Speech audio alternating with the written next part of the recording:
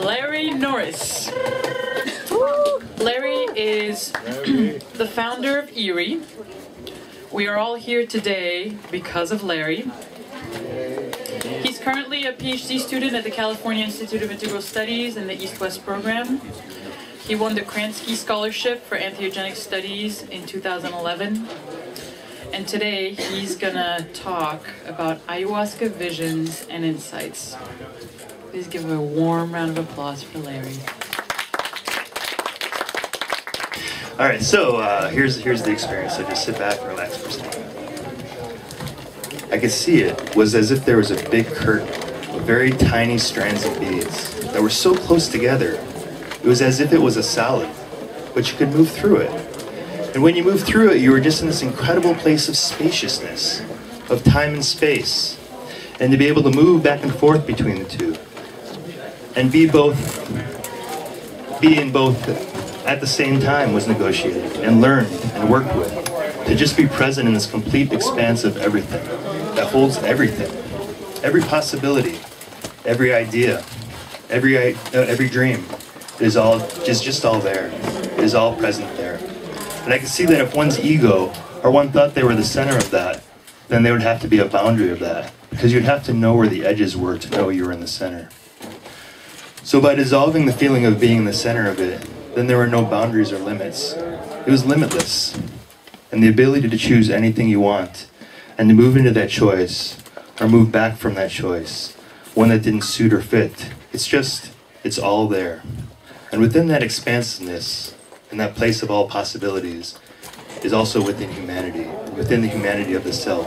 And, I don't know, it's hard to explain.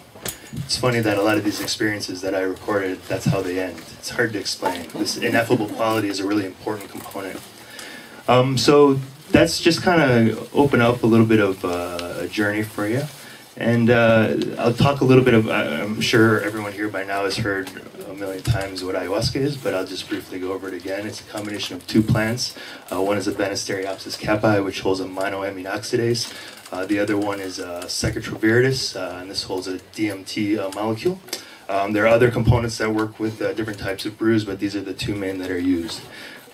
This project that I got the Kransky on happened in the fall, and I went down to Ayahuasca Research Center for Psycho-Integrator Plants, Consciousness and Visionary Art, and this is in southern Brazil. This is a research center that's run by Dr. Luis Eduardo Luna, who's been doing some excellent work and holds very excellent ceremonies. What was nice about this particular database was it was the same set and setting throughout all the 10 to 12 years that he took these recordings. And the recordings happened about 12 to 18 hours after the drinking. I know Susanna made a mention about earlier about how sometimes you do integration sessions 2 to 3 days afterwards. But what's nice about this was that by doing it so close after the actual experience, there was a lot less time for there to be a self-analysis. People were just being raw with it, which was really nice because it really opened up what was there. And being a student of phenomenology, that was important for me. What are these experiences about? So this particular project had 135 people in it, and it had over 30 different countries. The set and setting for his journeys were typically a very dark room. Mattresses there, you have a bucket for getting well. The only rules are no touching, no talking, and unlike the Griffiths experiments and the studies out of Johns Hopkins right now, where they keep the same music throughout the entire ceremony for all the people, his ceremonies, the music changes, but it kind of keeps the same style. So it starts off with nature sounds and goes into ikaros, and then it goes into sort of this deep, sort of turbulent music that really pulls up some of your energy, and then the end is the celebratory music. So why did I even decide to bother to study ayahuasca? Well, besides the reciprocation I feel having such a transformative experience from so many of my journeys that I want to sort of give back by talking about it, my interest is in full-blown mystical experiences. So full-blown mystical experiences are something that, as a psychologist of the spirit or transpersonal psychologist, we're always trying to find, but they're very slippery. You can't really get them too often in yoga or meditation. They come, but they're not as consistent as the Griffith study showed and the Pankey study showed in the 60s, when you're giving the right dosage of these substances, you can have a full-blown mystical experiences around 70% of the time. So for someone that's a student of full-blown mystical experiences, this is a good way to explore that. These are the 7 different aspects of a mystical experience by W.T. Stace. He talks about unity, transcendence of time and space. The one for me that's really interesting is noesis. This is an idea of something that's more real than real. So you're actually looking at an experience where you go to this experience, and all of a sudden this reality seems like an illusion, and that reality seems like the real deal. Then there's a positive feelings of joy, peace, and happiness. I would actually adjust this a little bit, because I've had some pretty intense mystical experiences off of fear and shadow, and I think there's a place for that. A sense of sacredness, paradoxicality is being all in one at the same time. And as I was mentioning earlier in the first little experience, the ineffability, the inability to be able to talk about these experiences, which is of course a very big challenge with this work here. One thing I noticed as I was reading Stace's one of his works called Teachings of the Mystic, is that he doesn't really give too much credence to visions in relationship to mystical experiences. He says they can be a part of the experience, but they're not a mandatory part. For me, that was a little unusual. I'm a very visual person, so I thought, oh, visions are a major component of mystical experiences. But then as I read further into Stace's work, I found that his visions, he was referring to what more like psychotherapists would call illusions. So if you're looking at a cloud and you see a face, or some grain in the wood and you see a body, that's more what he was referring to in visions. And I might not pronounce his name correctly, but Benny Shannon, who did, is it Shannon or Shannon? You know? Shannon? Okay. Benny Shannon has written an excellent work called Antipodes of the Mind. This is a collection of, I think he has close to 2,000 different experiences he worked on. Through this analyzing of these experiences, he came up with different typologies of visions. So it's not just a vision like seeing an illusion like Stace was talking about, but many different types, from puffs of light to kaleidoscope imagery to what he calls snapshots, quick shots of things. There's also what he calls full-fledged scenes, and these are these two here. Full-fledged scenes include grand scene and virtual reality scene. So grand scene is an entire progressively developing visualized scenario that the drinker sees. Typically they have special psychological or spiritual impact. Virtual reality scene is a little bit deeper. As you can imagine, this is like a movie, this is like a virtual reality. In these experiences, the drinker is transposed to another realm of existence, one which he or she feels very real. However, in its totality, the experience transcends the visual and is felt to be a reality in which the drinker is immersed. Typically noetic experiences, which of course implies the big ontological questions. What I thought was interesting here, though, in my particular research project, I found that approximately 64 to 65% were these full-fledged scenes. Benny Shannon, he actually said that he believes that this is in the minority. I believe the reason that there's a difference is that this particular work that I was doing was more in the dark. It was really focusing on visual aspects, much like if you have an isolation chamber and you're in the darkness with no light, you'll get more visions. So I think this might have something to do with it. Shannon's work compares across, Santo Daime, Unidad de Vegetal, common circles, neo-shamanistic circles, paintings, things like that. So when you have multiple settings, it's hard to kind of do a comparison there. Excuse me.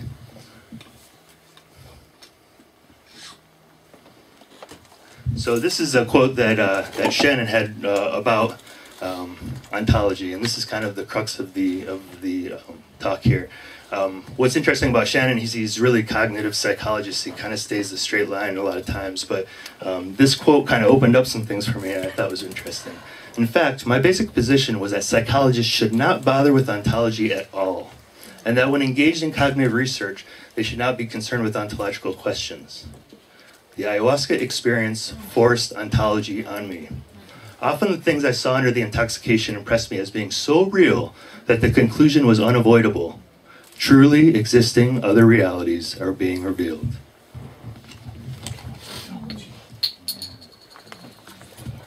So, this is pretty amazing. You have a psychologist, and typically in psychology, the farthest we're allowed to dip into mystical experiences is through Jung's work, right? And Jung talks a lot about the psyche and this collective unconscious, and until the emergence of the Red Book, he didn't really talk too much about these entities or these beings having agency of their own, but through the work with the Red Book and sort of the emergence of Philemon, who is one of his sort of wisdom characters, one of the things Philemon said to him was, I'm not imaginary. I'm not part of your psyche. I'm a real entity. So what is ontology? Ontology is a branch of metaphysics that involves the philosophical analysis of existence and the categorization of reality.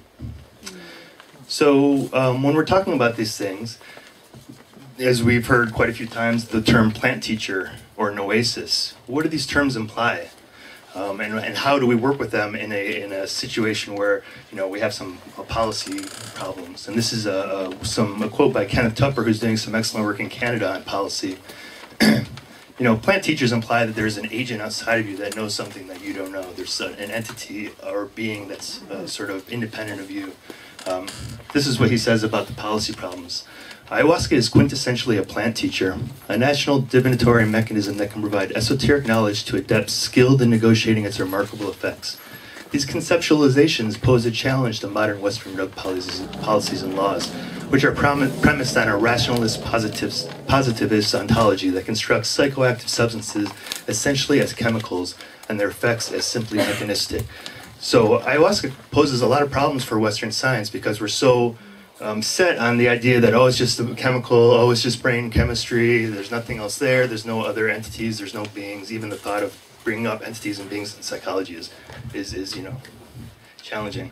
So really the question becomes, what new methodologies as psychologists do we need to come up with that are going to work to talk about plant teachers or talk about these experiences that are more real than real?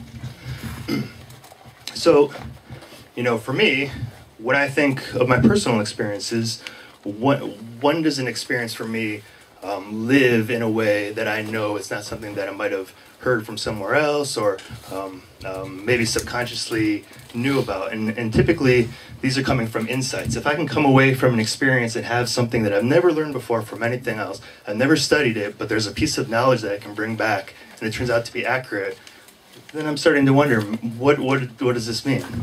So these are the different types of insights that Shannon talks about. He goes all the way up to the nature of ayahuasca. He talks about nature of ayahuasca in a relationship to a school.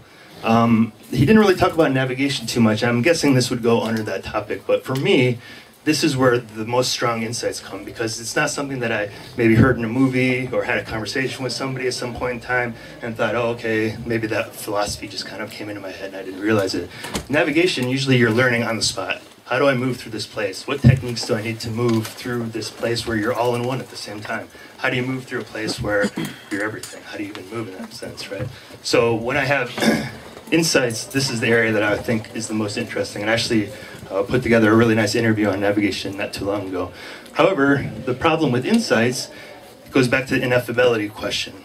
And this painting right here that I painted, right here, was actually in relationship to one of these insights.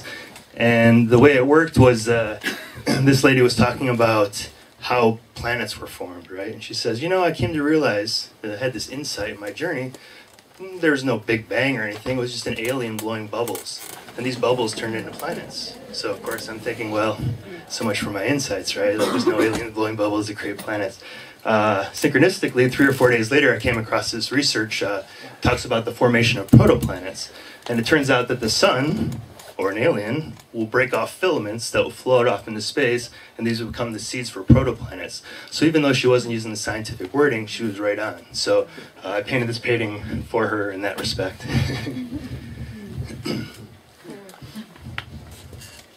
So the next slide, this talks about the challenges of this kind of work and how to just be aware. In phenomenological research or heuristic research, there's a term called bracketing, which basically means taking out your biases and becoming transparent to the reader.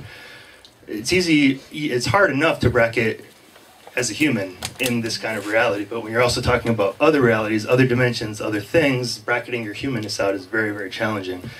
These are the types of things that perhaps might be tough, like thinking in anthropomorphic terms. Oh, this being I'm talking to must have arms and legs and a head and eyes. Maybe it doesn't need to.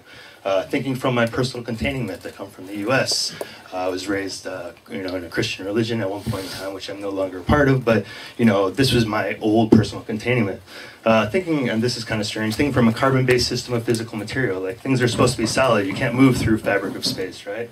And also thinking from a universe-centric, single-dimensional point of view, can we pull the fabric of the universe apart and move through it. I've had experiences that have done that. So you start to wonder, you start to question your ideas of the universe-centric. And then, of course, there's a trickster nature, ayahuasca is very trickstery. But what's nice about sort of realizing the challenges of talking about these experiences, it really puts you in a place of your own humanness. And really, that's, for me, one of the best ways to get to some of the more transformational parts of the experiences. So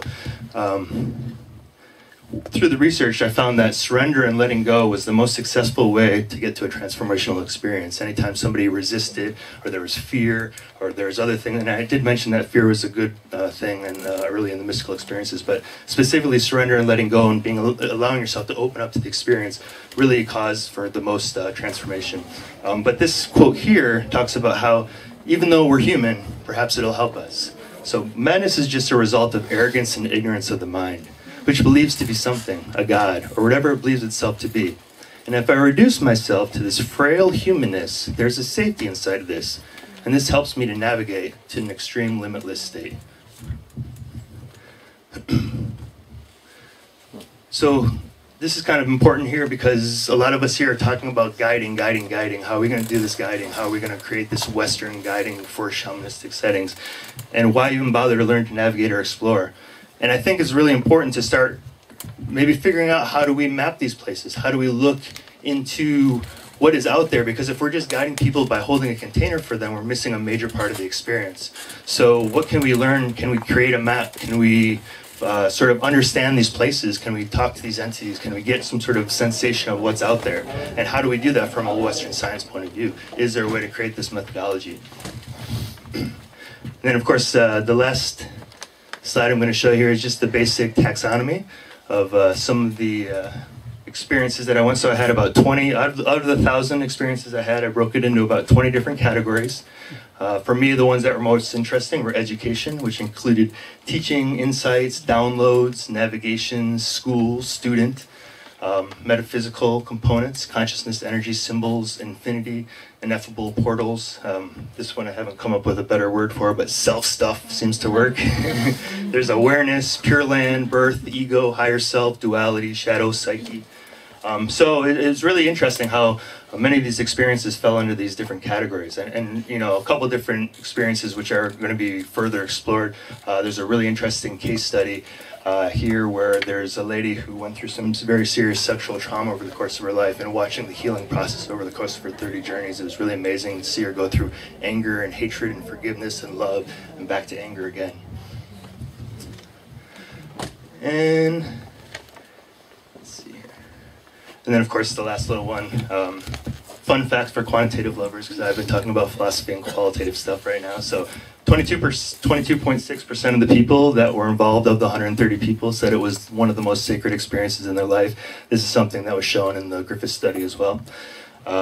Actually, believe it or not, black and white visions in this particular research project were 1/3 as common as color, which I thought was unusual. I've only had a few black and white visions, but it seemed to turn up a couple times. Fear was actually outweighing love by 2.5 to 1. But also, of those, many people were facing death, so of course fear is going to come up. 10% of the participants had open-eyed visuals, and a few of them had consensus reality, where both of them are seeing these entities in the room at the same time. 6 instances of telepathic experiences, and of course the common personality traits, which is an interest of mine as well. Like, what personality traits do all these sacred medicines have? As Susanna was saying, there's the grandfather peyote, there's the mama ayahuasca. This is very feminine, mother, grandmother, but also teacher, medicine, trickster, and guide. So I'm still working on this project. I have quite a bit of work to do. I have probably close to 10,000 more experiences in my database to work through. But it's been quite a project, and I've learned quite a bit. And what's nice about it too is, when I actually go do my journeys, this project is sort of words of wisdom. So there's one particular journey I had where I was going through these experiences, and as I was going through the experiences, I would get stuck often in these little spots, and I couldn't get through. And because of this work that I'm doing, little green lights would turn on the side of where I was. And these little words of wisdom of someone that I transcribed would come out, and all of a sudden the gate would open, or the area would, I would unstick and move past it. So I think this is really important work, not just for myself, but for others as well. And perhaps in some point in time, create some sort of encyclopedia of experiences for people to be able to look at and kind of relate to. So thank you very much. Thank you all for being here.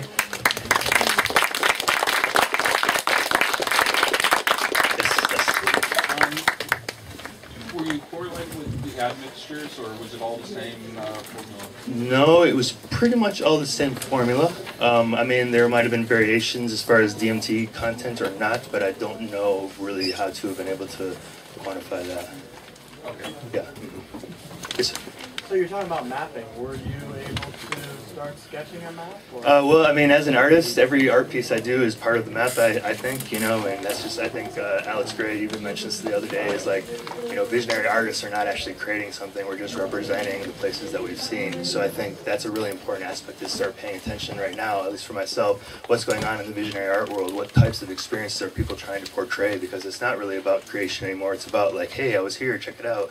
And then if we can put those together, perhaps we can get a broader sense of the map. And I think with visual art, it helps because it's not so wordy. It's easier. It sinks down on a more of a somatic level, Have you considered doing a Ayahuasca to get more standardization and maybe get more data points, and you can do more quantitative stuff? Sure. I totally agree. That would be great. I'm kind of more on the phenomenological side, though. I'm more into the qualitative research because there's a richness there that just can't be represented with numbers. Yeah. So I think that's important, and I like to do mixed methods because then you can have a little bit of quantitative, a little bit of qualitative. But for me, it's really about listening to these experiences and seeing what's there, what's available, or how people are expressing themselves there. Yeah. Anyone else? Yes, sir. Have any of these experiences changed you in the sense of you realizing that you're more of a spiritual being and less of a physical being, in terms of listening rather than thinking or doing things? Have there been any kinds of experiences you have that can change you fundamentally from your own identification of who you think you are? Absolutely. Yeah, I've been through a lot of transformation. I think we've even had this chat once or twice about agency.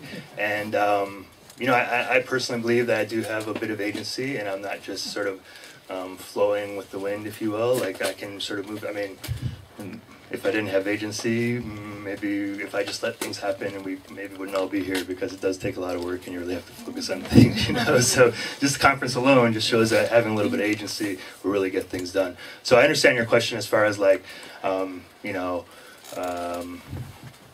should we just kind of stand out of the way and let the spirit work through us? Is that kind of what you're saying, right? I'm just asking if there's been any transformation. Oh, absolutely. I mean, yeah, and in fact, I worked with this project in the fall, and I haven't done any journeys since, really, because I feel like I'm still integrating through that transformation.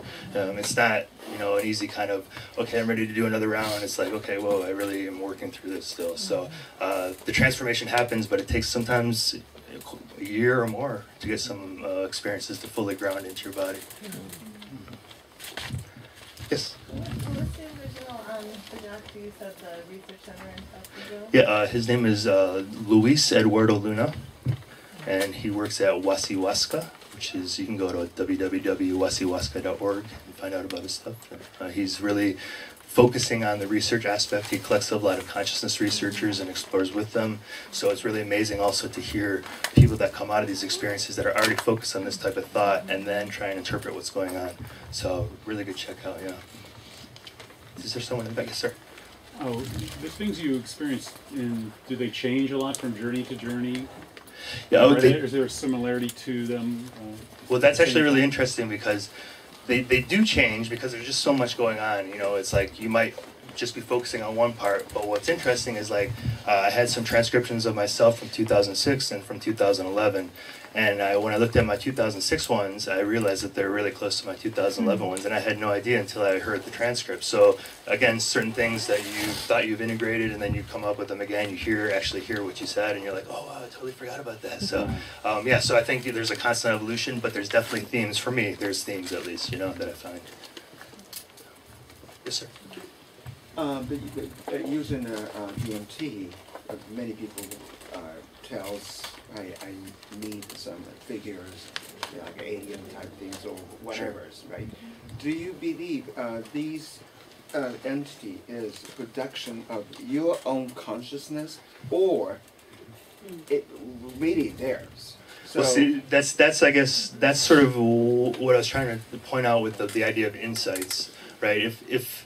If it's something that I've never heard of before and I've never learned before, and I come out of the experience and I do my research and check up on it, it turns out to be accurate, I don't know where the experience, it couldn't have come from inside of me. So that for me is like where I'm kind of, I agree with, the idea of there is a collective unconscious, but I also think that there might be, Jung talks about the collective unconscious, but this might be a little bit far out, but is that the same collective unconscious of alien entities in another universe somewhere? Are we that same collective unconscious, or are there two different? So I think there are entities that are outside of us that have their own agency.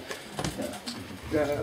Every time I talking about this issue with other people, my problem is the most of the people stick with still it's a scientific view, which is a Cartesian model. They call it models. And then I think it only to understand this issue is we have to start from the new alternative worldview, which is quantum physics view.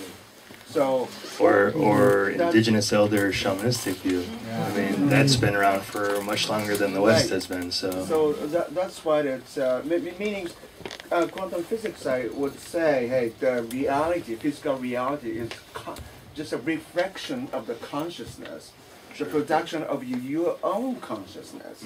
So everything is produced by you. I hear what you're saying, but I wonder what you would say in interpretation of membrane theory, where we're in one universe that's a membrane right next to another universe that's a membrane, which is sort of a new quantum physics theory that's coming out, or membrane theory, string theory, all that kind of stuff. So, are we in all these membranes at once, or are we only in our membrane, or how does that work? So, I mean, it's a really interesting question. I obviously don't have any answers for that.